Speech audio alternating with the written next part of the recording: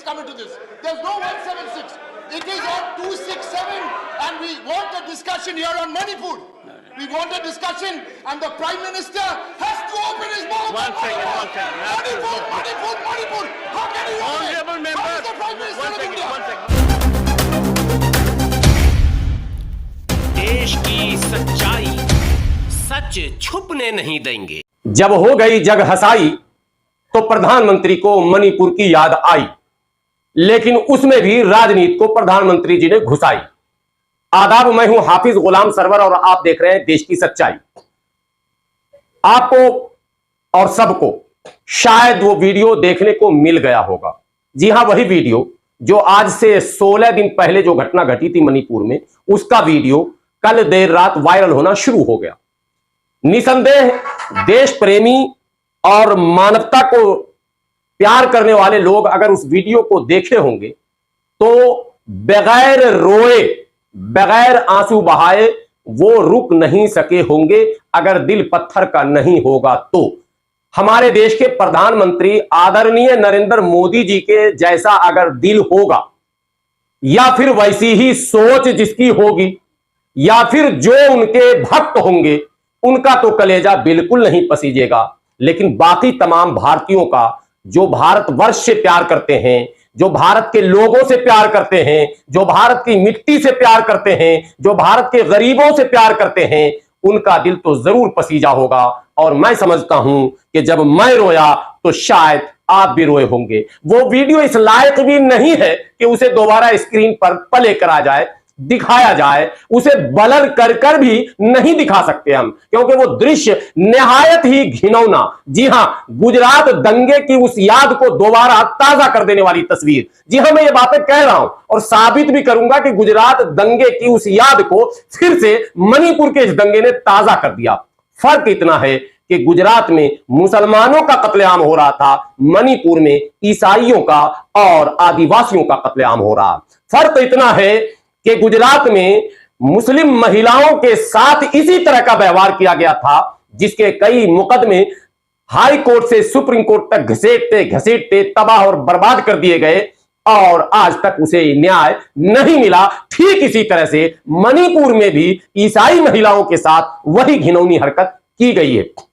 करने वाले दोनों एक ही ग्रोह के हैं, यहां भी संघी थे, वहां भी संघी है। जी हां, याद रखिए, मतई के जितने भी आर्म्स ग्रुप हैं, जो मिलिटेंट हैं, वो टोटल आरएसएस से रिलेटेड हैं और संघ द्वारा प्रशिक्षण प्राप्त लोग हैं। ये कहने में डरना नहीं, हालांकि प्रतिबंध लग चुका। ये भी आपको बता दूं कि देर से आए लेकिन बिल्कुल गलत आए। ये कहावत कि देर आए दुरुस्त आए, बिल्कुल नहीं। ये कहावत अब ये कहेंगे देर आए और बिल्कुल गलत आए। 2 महीने से हंगामा किया जा रहा है कि मणिपुर जल रहा है, मणिपुर में अल्पसंख्यकों के साथ अत्याचार हो रहा है, मणिपुर की सरकार इस काम को कर रही है, मणिपुर की पुलिस इस काम को कर रही है, लेकिन गृह मंत्री और प्रधानमंत्री हैं कि उन्होंने खुली छूट दे रखी थी। और अब जबकि पूरी दुनिया में रातों रात वो वीडियो वायरल हो गया और भारत का सर शर्म से झुक गया, तब भी नहीं, प्रधानमंत्री हिमालय से भी ज्यादा मजबूत कलेजा रखते हैं, तब भी वो नहीं बोलने वाले थे।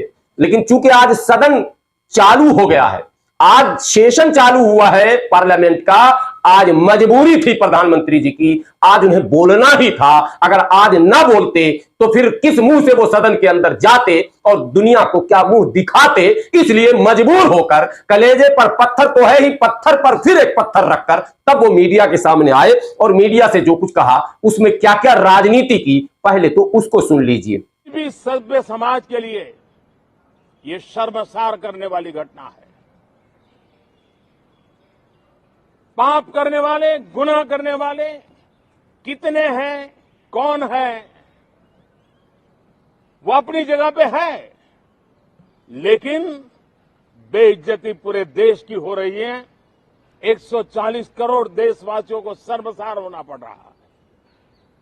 मैं सभी मुख्यमंत्रियों से आग्रह करता हूं कि वे अपने राज्य में कानून व्यवस्था को और मजबूत करें, खास करके हमारी माताओं बहनों की रक्षा के लिए कठोर से कठोर कदम उठाएं।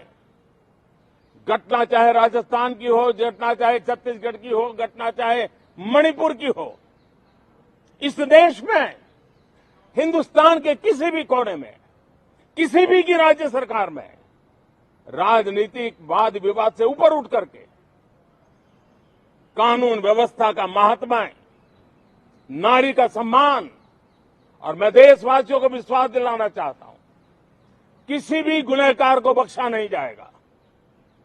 कानून अपनी पूरी शक्ति से, पूरी सख्ती से एक के बाद एक कदम उठाएगा।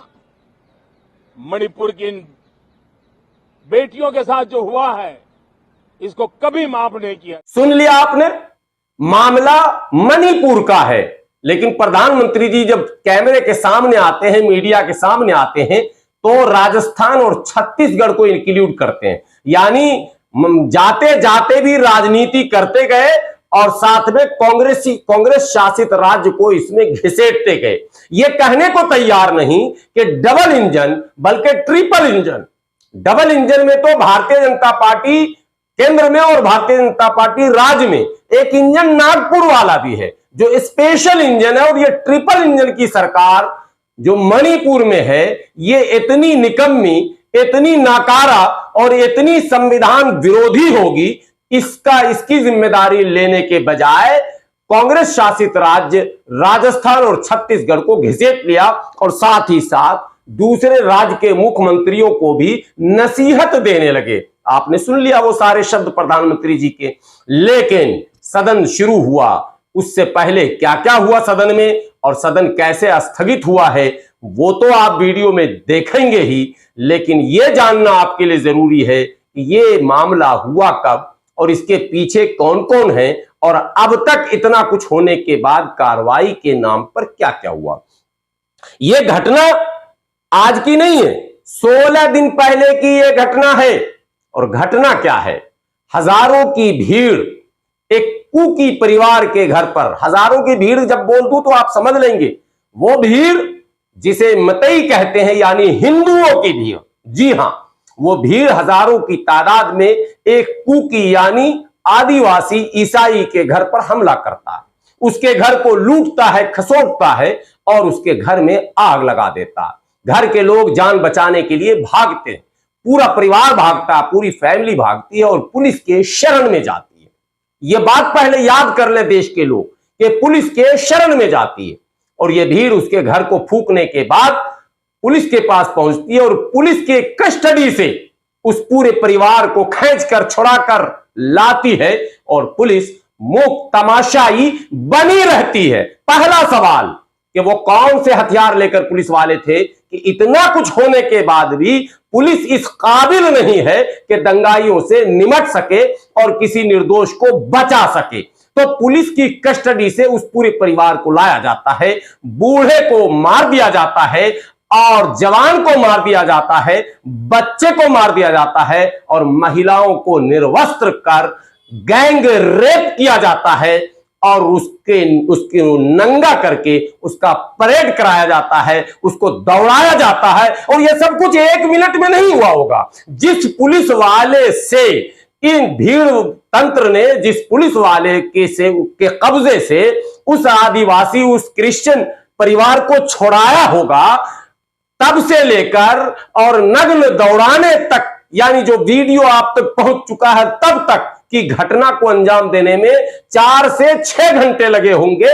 तब तक पुलिस ने न सेना को बुलाने का काम किया, न अपने सहयोग के लिए दूसरे और तीसरे थाने से पुलिस को बुलाया, बल्कि पुलिस ने इस काम को करने की खुली छूट दे दी। यह बिल्कुल सत्य है और विपक्ष को इस पर भी घेरना चाहिए कि आखिर इस अवधि में पुलिस क्या कर रही थी। जिस पुलिस कस्टडी से उस परिवार को इन गुंडे और आतंकी की भीड़ ने छुड़ाया, उस छुड़ाने से लेकर इस घटना के अंजाम देने तक पुलिस क्या कर रही थी और उसने उसको बचाने के क्या क्या प्रयास किए, ये एक महत्वपूर्ण सवाल है। और आगे और बताऊंगा, भीड़ हजारों की बताई जाती है और गैंग रेप करके दौड़ाने के बाद मुकदमा दर्ज होता है और आज तक की खबर, यानी अभी तक की खबर, जब सदन शुरू हो चुका है, सदन में हंगामा हो चुका है, तो एक व्यक्ति को गिरफ्तार किया गया है। और प्रधानमंत्री मगरमच्छ के आंसू रोकर कहते हैं कि कौन इस घटना को अंजाम दिया है और क्यों दिया है, यह तो बाद की बात है, लेकिन 140 करोड़ भारतीयों का सर जो है वो शर्म से झुक रहा है। सर को मत अभी झुकाइए। किसने अंजाम दिया और क्यों अंजाम दिया और कितनी भीड़ थी और किसने उसको उकसाया, किसने बचाया, किसने प्रश्रय दिया, पहले इस पर बात हो और उन तमाम की गिरफ्तारी सुनिश्चित की जाए और संबंधित अधिकारियों पर भी हत्या का मुकदमा दर्ज किया जाए, षड्यंत्र रचने में उसको सहभागी माना जाए, तब समझा जाएगा कि इंसाफ है। और यह सब तब होगा जब वहां के मुख्यमंत्री को पहले गिरफ्तार किया जाए, क्योंकि ये सारा खेल-बेल वहां के मुख्यमंत्री के इशारे पर ही हो रहा है, जो आज भी मुख्यमंत्री ही है। जब आज भी वो मुख्यमंत्री ही है, तो फिर इंसाफ की उम्मीद किससे की जा सकती है, ये सवाल। लेकिन एक और बड़ी खबर, सुप्रीम कोर्ट के चीफ जस्टिस ने तल्ख टिप्पणी करते हुए कहा है कि यदि सरकार 2-4 दिनों में पीड़ित को न्याय नहीं देती है, तो फिर हम देखेंगे कि न्याय कैसे दिया जाता है। ये टिप्पणी तो महत्वपूर्ण है, लेकिन कहीं ये टिप्पणी वैसी तो नहीं है जो पिछले दिनों और भी कई टिप्पणियां आई थी। एक टिप्पणी नुपुर शर्मा को लेकर भी सुप्रीम कोर्ट ने किया था। कहीं आग को ठंडा करने का ये प्रयास तो नहीं है माननीय मुख्य न्यायाधीश महोदय के द्वारा, क्योंकि अब तक की वो तमाम टिप्पणियां इस बात की ओर इशारा कर रही हैं कि सुप्रीम कोर्ट में बैठे हमारे माननीय न्यायाधीश महोदय टिप्पणी मात्र तक ही अपनी जिम्मेदारी समझते हैं, उससे आगे बढ़कर कोई भी कार्रवाई अब तक सुप्रीम कोर्ट के सुओ मोटो से, स्वतः संज्ञान से नहीं हुआ है इस देश में। यह भी एक रिकॉर्ड है और इसको भी समझना बहुत जरूरी है। आपको मैं और कहानी सुनाऊंगा, आप बने रहे देश की सच्चाई के साथ। लेकिन सदन शुरू होते ही कांग्रेस के राष्ट्रीय अध्यक्ष, राज्यसभा में नेता प्रतिपक्ष मल्लिकार्जुन खड़गे ने पहले इस मुद्दे को उठाया। हालांकि मल्लिकार्जुन खड़गे का जो अंदाज था वो बहुत तीखा तो नहीं था, लेकिन उसके जस्ट बाद टीएमसी के सांसद ने जिस अंदाज में इस मुद्दे को उठाया, उसको देखते ही राज्यसभा की कार्रवाई स्थगित करनी पड़ी राज्यसभा के सभापति को। जरा उस वीडियो को भी एक नजर देख लें और बाकी खबरों के लिए देश की सच्चाई पर बने रहें। मैं पल पल के अपडेट के साथ आपके साथ हाजिर होता रहूं। Business under rule 267 on this day and that is pertaining to this, you have to suspend all other business and take up this, not half an hour, not a minute. Honorable Member, page 92 says, any rule be suspended in its application to a motion to the business listed before the council of the day. The rule in question shall be suspended for the time being. This means no other business till 267 is discussed first. Where does 176 come into this? There's no 176. It is on 267 and we want a discussion here on Manipur. We want a discussion and the Prime Minister has to open his mouth. One second. Manipur. How can you open it? Honorable member. How is the Prime Minister of India? How is the Prime Minister? Honorable. Come here and speak on Manipur. Honorable member.